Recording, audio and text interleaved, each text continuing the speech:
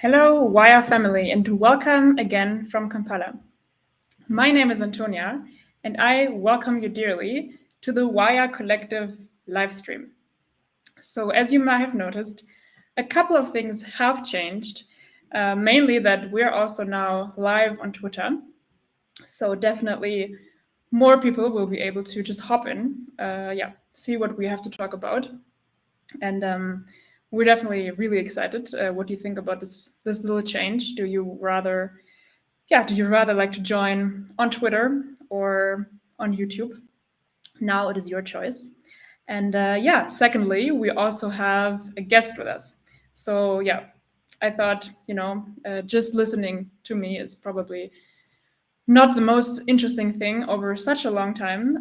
There's so many more people behind Waya Collective, and these are really the people that make Waya Collective what it is.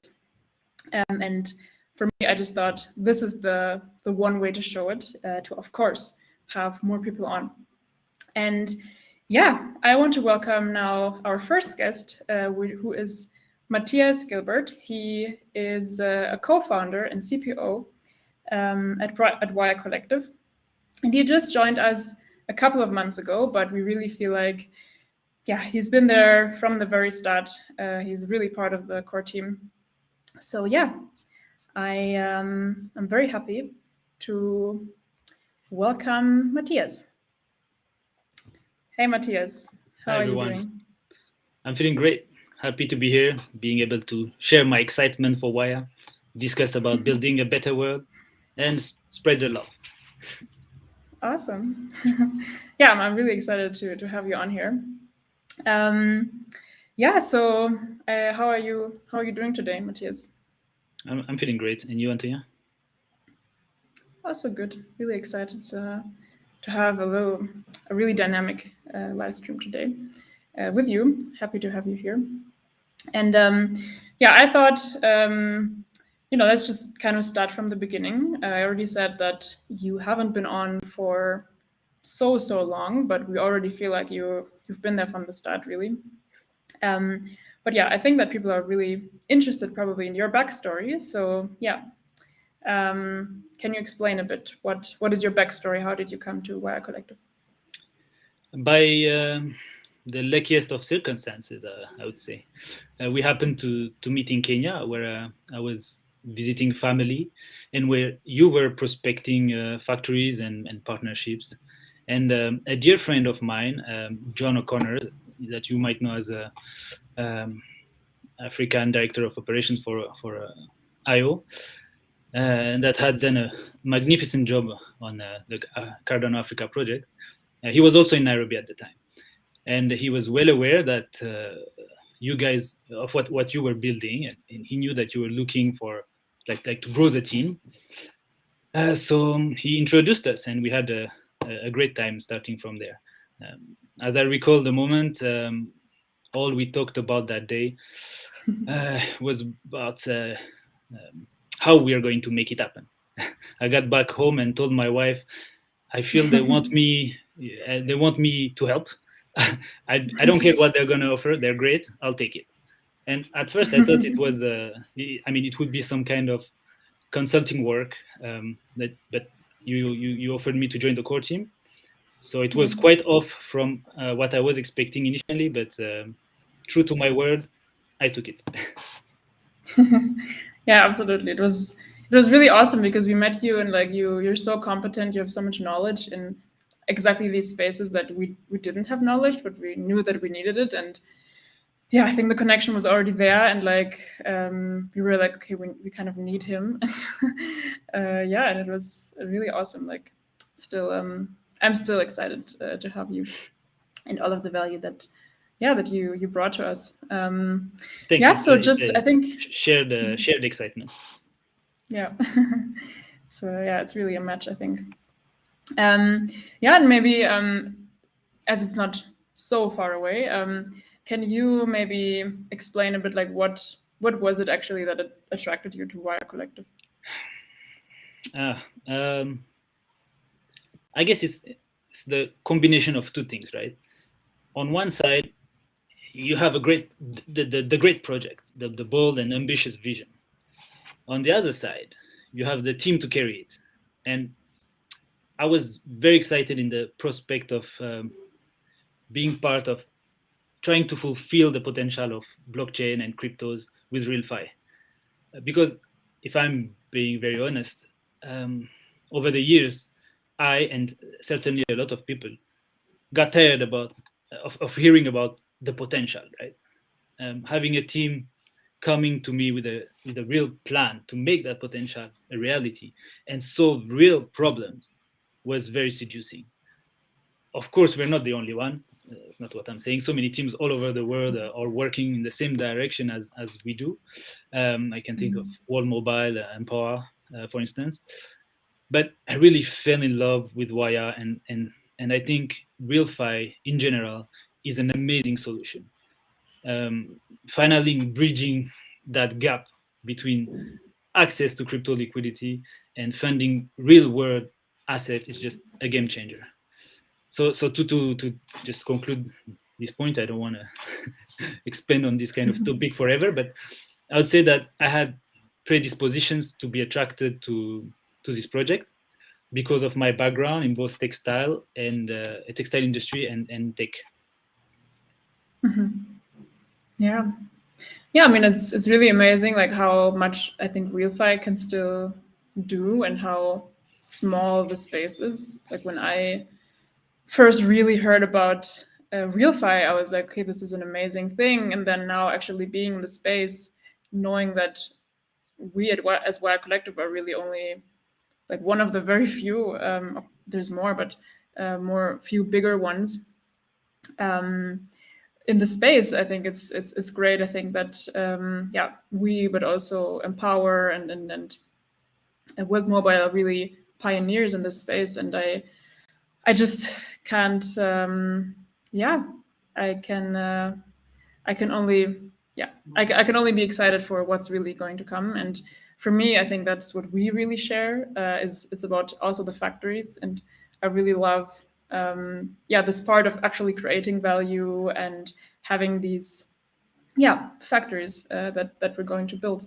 And I know that you also have a lot of experience in that, and I think it's also something that, of course, the community is excited about, or also sometimes maybe worried about, or is wondering, okay, how can we actually do this? Build factories, build scalable and replicable factories. And I think you are really the answer. So I'll be really interested to know, but also to tell everyone else what is your background in textile, but also in general. Well, I feel like both my professional and personal background led me to ending up in Waya. So maybe instead of a background, I'll tell you my story, right? Absolutely. I am mixed Ethiopian and French. Born in France, but raised in Ethiopia, and I grew up in Ethiopia. When I turned 18, I decided to join the French Navy, in which I served for several years. And then I got very curious about what other opportunities the Western world had to offer me. So I studied and worked a bit in archaeology. I studied foreign applied languages too. I multiplied experiences, mostly maybe we can say at a managerial level. So if we want to find a common link to all of this experience. But then at some point, even though I was having a great time, I realized I needed more. And that more for me was contributing. So I went back to Ethiopia with one question: what can I do to contribute? By then, the bet of the Ethiopian government was to develop industry to grow the economy. So I approached Decathlon, which is quite a large French company that produces and sells sport goods. They just had arrived in Ethiopia to launch textile production there. So I joined that project. That's my background in garment production. That's how it started there. I was hired by Decathlon back then, intensely trained for a few weeks, and unleashed solo in the biggest industrial park in Africa, which is in Awasa, with the mission to launch the very first production there. So I had to master all aspects of the business, from prospecting suppliers to negotiating deals, to monitoring the supply chain, to inline production and quality control, to conducting audits, to cost breakdowns, to hiring a team of textile engineers, and surround myself with people better than me, um, and so on. And then, despite all the odds, in a way, because I don't think a lot of people in the headquarters of Decathlon in France really were expecting to succeed in such a way. Um, so, despite all the odds, the project was a big success. The main unsung hero is the country manager at the time that hired me, Anastasi, a great businessman and one of the best bosses I've ever had. So all credits to him. I was also the country leader for sustainable development in Decathlon, which is initially what really motivated me to take the job at Decathlon, because we know that the implementation of industry in a new environment, a new country, has to be monitored carefully to prevent abuses. And I was very surprised to witness that Decathlon as a company is full of people that really believe in sustainable development. And it is not just something they do because they have to.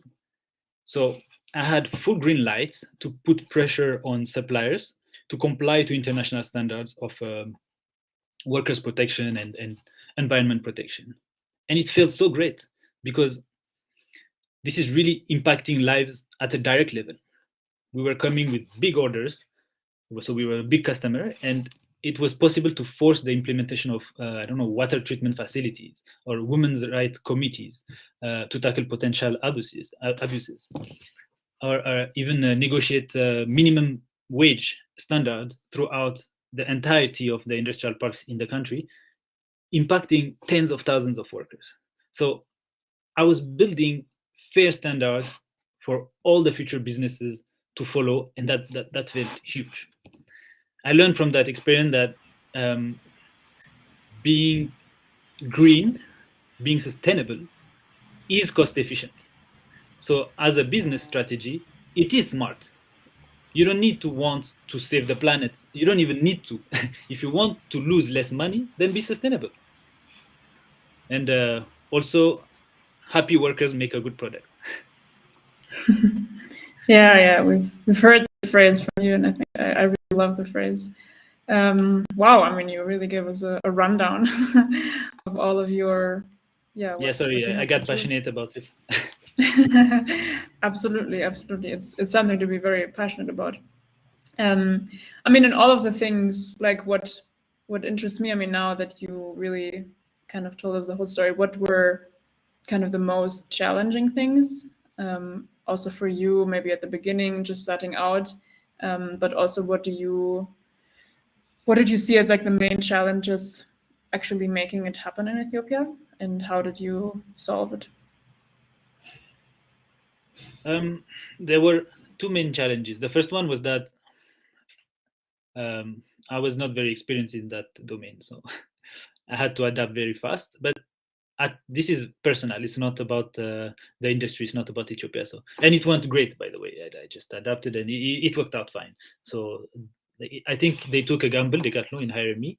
They liked me because of my previous experiences and because they knew that I mean, I could operate under pressure. But it was still a gamble to them, and it paid off, I think, quite well.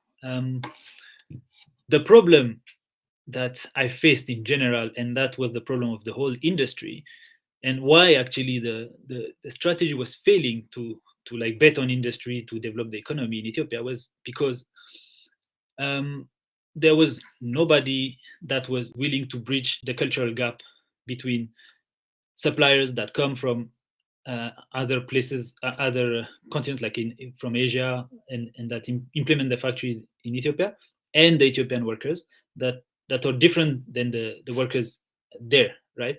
So there was nobody to say, okay, you have to listen to each other. It cannot work the same way there as it is here, and you need that that bridge, that cultural bridge. And I was the perfect guy for that because I was half French and half Ethiopian, so I could understand both sides.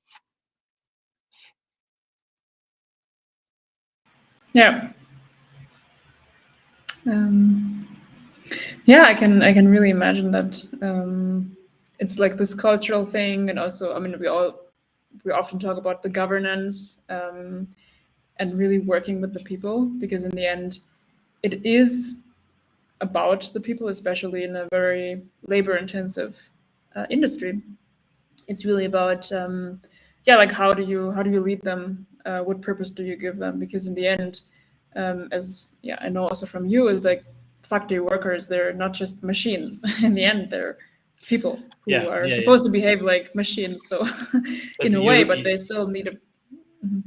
Yeah, no, sorry, you're so right.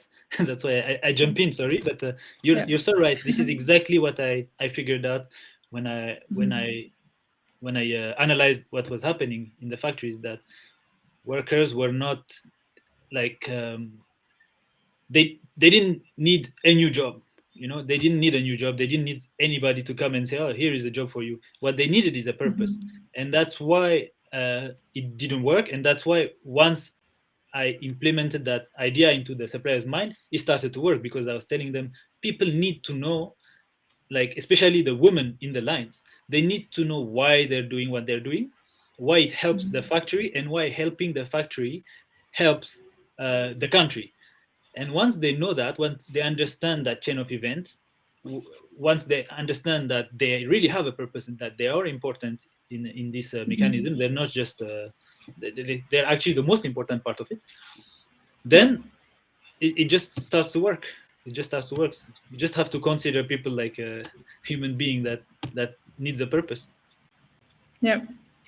Yeah, absolutely. And I think it's very important for us at Waya to know this, because in the end, we're trying to build industries. We're trying to create jobs, a massive amount of jobs, in a place where right now a lot of people are self-employed. They're small-scale entrepreneurs. I mean, people survive. We want to give them, or want to create the opportunity for them to have maybe a better life and fulfill their potential more. But in the end, it's of course a factory job is still a factory job. So if there's no purpose for them, if it's a worse job than what they had before, we're not doing any good. So it's really important for the people. But of course, as you also say, happy workers make good products for the products in the end, for the efficiency. And I think, yeah, we always talk about the triple bottom line, and how you have to consider both the efficiency, the economic efficiency, and also the humans and Earth. And I think, yeah, there's of course these situations where you have to make the trade-offs, but often enough, they, in the long run, really fit together. And I think this is it's a beautiful example of that. Yeah, so how do you intend to kind of implement all of these learnings, your experiences at Waya? I mean, you have several things with Waya. It's we're trying to build a new system using the strengths of an old one, and it has so many strengths. I mean, in terms of how to increase productivity, quality control, etc. Like the standards of the industry are so good that all we have to do is be very consistent in implementing them. But we also can use Waya to fill the gap left by the weaknesses of the old system, which is more in management, maybe in tech implementation, in this kind of things. And this is why Waya is such a great company for that, because we're building from scratch.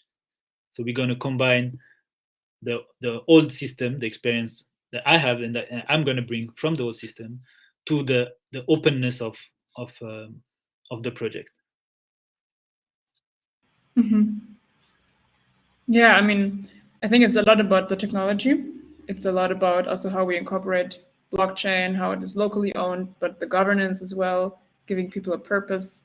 I think for me, what sticks out is also the fact that we actually sell it locally, because you're not just making, like, the workers are not just making products for a random country, for the international, and they will never kind of see the fruits of it, but they will be able to walk outside, go in a store, and actually buy what they've made. And they, yeah, I think it will really create, yeah, a new model, and something that is for, yeah, that really values both the consumer and the the worker, the people who actually made it, and also values that the producer can or should also be the consumer, so they should also have the ability to buy it. And yeah, I think this worker-centric model that you use, or that you stand behind, is really what Waya needs. Yeah, I maybe for the people to understand a bit better how we actually try to implement this technically. There's a Project Catalyst proposal that was mainly your initiative, the Workers Protocol. Yeah, so what is that all about? How do all of these learnings now feed into this product that we want to build for Waya? Yeah, your reference to the worker protocol. It's the worker protocol is the sum of many things. My personal and professional experiences. I realized at a personal level that I never kept track of what I did in my life. I mean, in a very quantifiable manner, right? I scuba dived, I skydived, I practiced all types of sports. I achieved also many things as a professional. Uh, but I don't know how many times I skydived or where. I never really kept track of these data in a systemic way. Of course, things exist to do that. Maybe I should have done it, but it's not my point. My point is that I realized the importance of quantifying your achievement. It is so motivating to know your numbers. Workers in factories are monitored. Their performance is monitored as a group, as a line, but individually, they do not know their worth. Um, the workers' protocol is a profile which consists in collecting and displaying the professional achievements of workers at an individual level. Um, it, it acts as a KPI tracker and enables a bonus system based on performance. And it makes incentives possible, like free transportation, training, free housing, bonuses in salaries, stuff like that.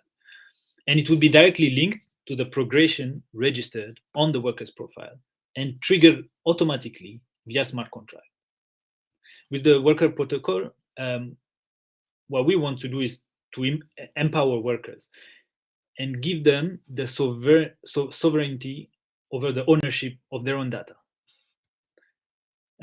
On another note, from the side of the end user, the purchaser of goods, the consumer, you would also have an interface telling you who did what on your product, in what factory, when, what line, and what individual. Complete transparency at an atomic level. So you're right that there is actually the proposal, the full proposal that has been submitted on Project Catalyst. So for those who want to check it out, maybe we can put the link in description below after the live. But anyways, the worker protocol fits right into Waya's model to build a new economy with updated technological tools and philosophy of our time. And these innovations, they allow room for some interesting new things. The tipping functionality is an example of that. It's a great example of that. Imagine a world where you love the product you just bought. You scan it. You have access to its entire story. Know who sued it, who sued that neck seam you like so much, and you could directly tip that worker peer to peer from customer account to worker account.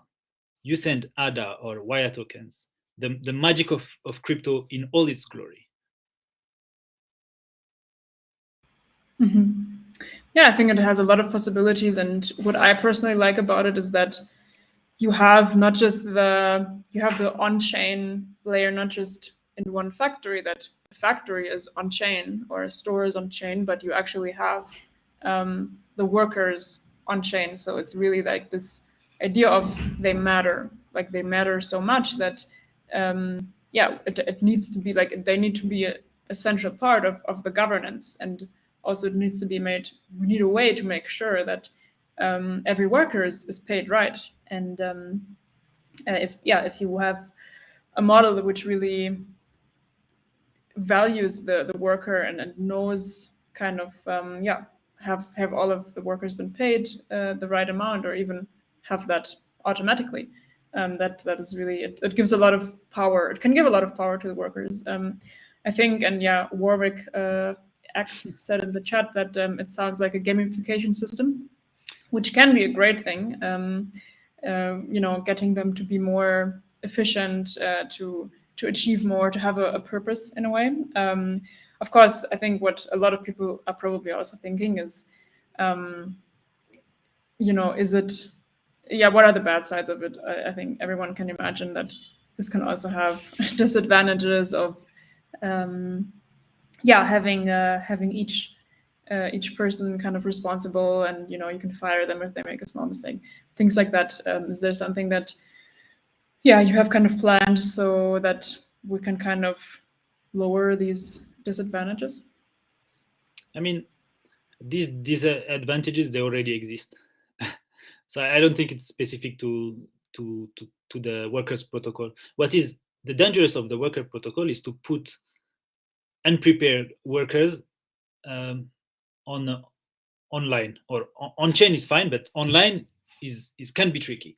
So we have to when we do it, we are aware, so we will do it, but we have to make sure that we protect them. So it's not like a social media, you know. They have control over their profile. They don't need to have their real name, for example. They can put whatever they want. They can put the picture they want. It's fine. And there is no access. There is no, nobody's going to chat with the workers. You know, we don't want this kind of situation. What we want is monetary link. If you really care about workers, you tip them, and we have nothing to say about it. You can give them whatever you want. You know, we leave it in the hands of the people that care for this, instead of delegating. Accountability is a real issue in our world, and in Africa even bigger. The systems are not very strong in Africa to monitor accountability of individuals, and it's easy to say that you care for something and not act upon it because it depends on other factors. Well, what we want to do is put it into people's hand, the power to to act, and then it will be up to them to do it. And to answer Warwick, it's a very smart comment that he posted. It sounds like a gamification system, and if you read the full proposal, you realize that the gaming industry has been a big inspiration for the design of this, because it has become the biggest entertainment industry for a reason. It discovered, all this mental mechanism that gets us hooked on things, and that gets us passionate about what we're doing, and tracking your success, tracking your progression, is one of the big factors. And very very smart comment from you, Varvik. Yeah. Awesome. I think it's it's one of these things where you can just think also in just a very different dimension, having this combination of blockchain, which enables you to build new systems, and then also Waya Collective, which builds something from the ground where you can actually really implement these systems, and it opens so many possibilities. I think we're almost at the end. I think we all got a really good picture of what you're all about, what you bring to Waya Collective. There is also an AMA Ask Me Anything session at the end. So everyone who's online, please ask us, especially Matthias, ask Matthias all the questions that you have. I'll just put the chat even here. Should be displayed here.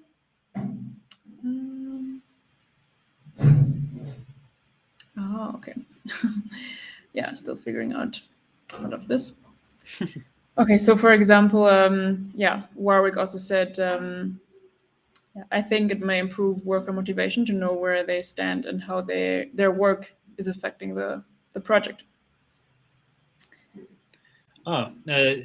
Yes, I think we mentioned that at the beginning. Maybe Warwick, you jumped in at the middle, but it is one of the biggest realization I made when I was working in Decathlon in the industrial parks in Ethiopia. It was that the workers needed to know exactly what their role was in the big machine of the industrialization of the country. They needed to know because productivity was not very good at the beginning, not especially in Decathlon, but in the whole country, because it's a new industry. You still have to train people to be productive. But that march towards the success of industrialization was not going so well, and that was only because nobody was explaining the workers what they were doing, why they were here. They just, okay, put them on the line, and this is what you have to do, and do it. But those workers, they needed to understand why they were here. They needed to understand what their purpose was. And once they understood, and I led workshops where I sat down with workers just to tell them, listen, if you succeed in your work, I succeed in my work, the factory succeeds in their work, and the country succeeds. And you're a major part of this strategy. And it was a big realization, and I will carry it also over to Waya, and we will our factories will be worker centric. Our production will be worker centric. Awesome. Richard is also asking a question. How far are you aiming to go with the tracking and tracing the beginning of the project? So what are we actually doing right now? And what are we planning in the short term? I mean, the short term is the aim of the short term is to implement on a very modular system experimentation. So tracking and tracing is a topic that is, to be honest, experimented in many places in the industry. It's one of the hot topic, and we're also looking into other places. And in the beginning of the project, we would probably use existing solutions, just because our product needs to be traced, and to develop it ourselves is going to take a long time. But ultimately, the idea is to have a product that can tell the end consumer its story, from the moment you pick the cotton in the field to the moment it arrives in your hands, and maybe in someone else's hand, because if you buy it and you give it to, I don't know, someone, maybe when they scan it, then it becomes theirs. It's going to be registered on the ledger. So our objective is for your goods to tell a story, and at the center of that story will be the workers, because they're the one creating it. And the workers, or maybe today we talk about garments, we talk about sewing in the lines, but it can also be designers who design this. It can be anybody along the line of the life of the project. good. I hope that answers your question, Richard. Yeah, and I think that also I mean, at the beginning, like we're doing everything ourselves in a way to really learn of what even makes sense to track and to trace in the beginning. So it's really about, for us at this moment, it's about figuring out in a very lean way of what are the things that we need to build and how do they need to be built before building a huge thing that is hard to change. So something we're really, I think, doing on is a lot, probably rather in Excel sheets and maybe even with a pen and paper, things like that, but really trying to mirror and this process of what we're thinking can work to actually work. See if it actually works. Yeah, I just want to add, I mentioned that we work in modular systems because and we experiment like that, and it's quite important because we don't want to jeopardize our all plans because we have one idea that we want to test, and if it's a bad one, is gonna mess up everything. So at the beginning, what we're gonna do is isolate each and every one of our experimentation.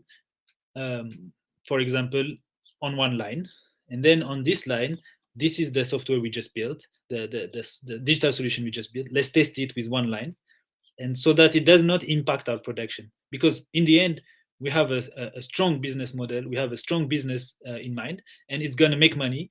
We have to sell goods at the end of the day, so we'll never put that into in danger by experimenting on a large scale.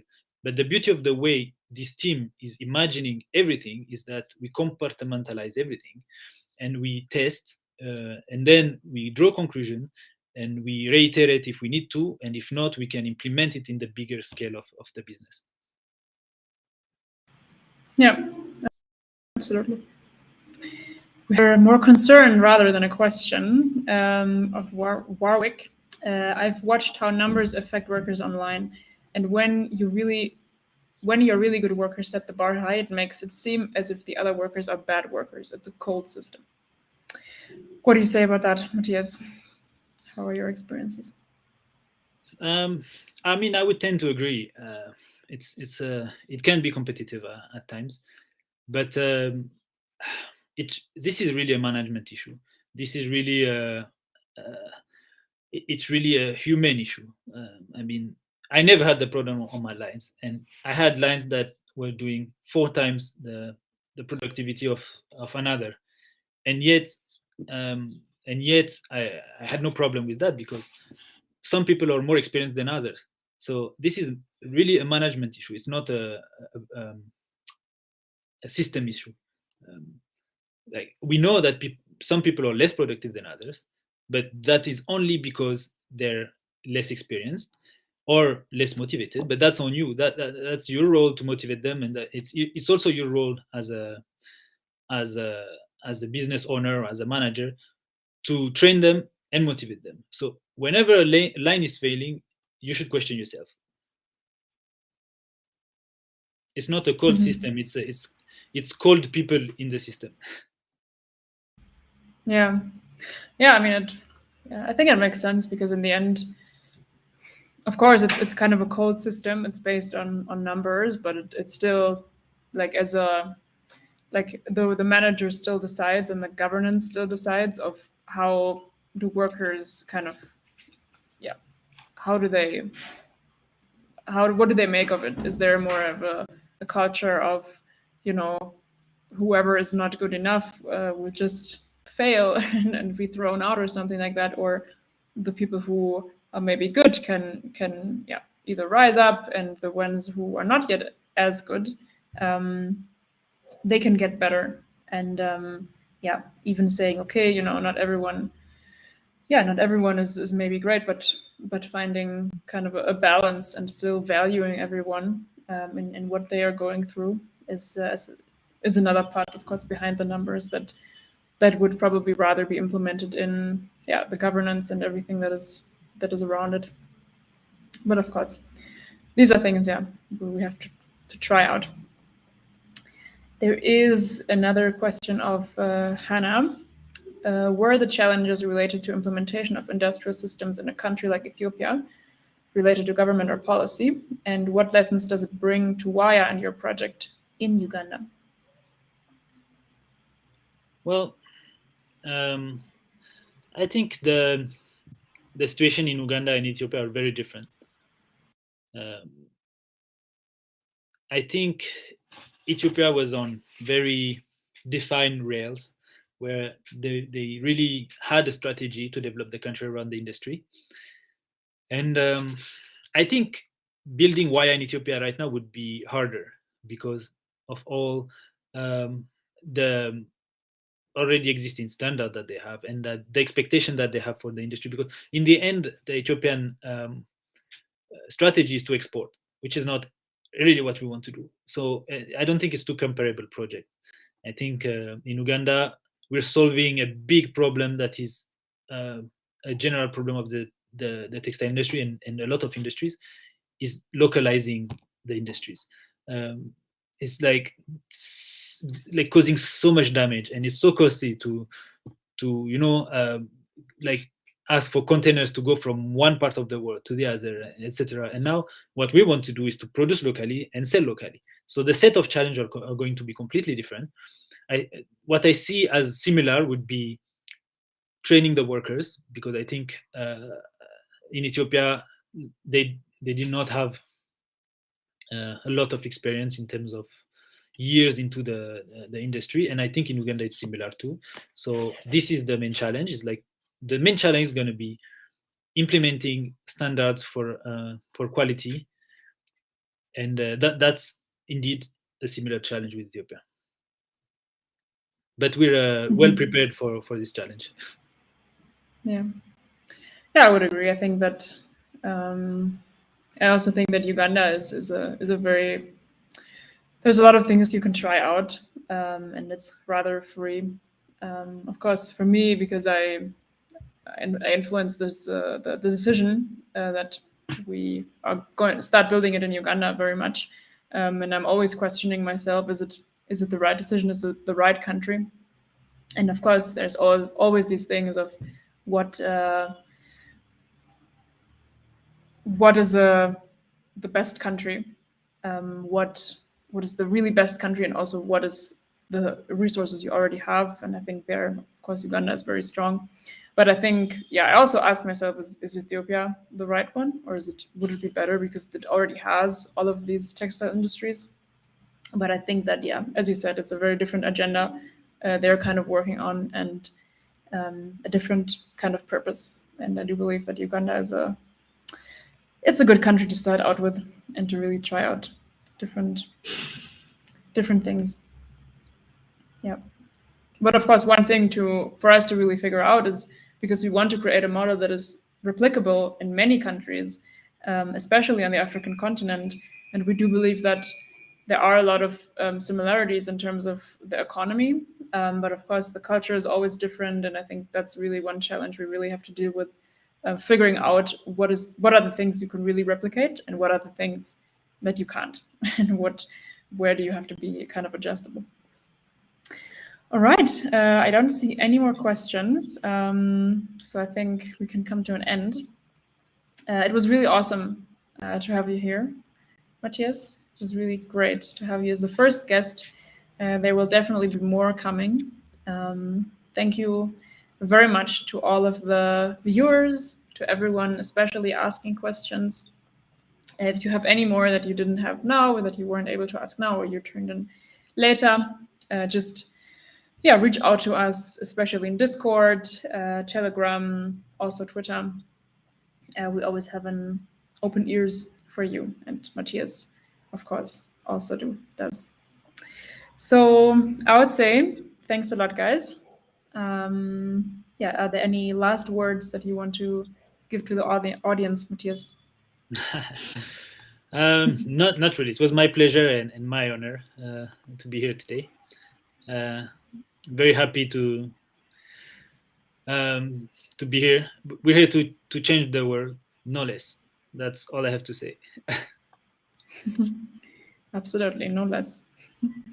Okay, then I would say I see you guys next week with another guest who is still to be announced. But yeah, thank you so much, and I wish you and we wish you a beautiful, beautiful week.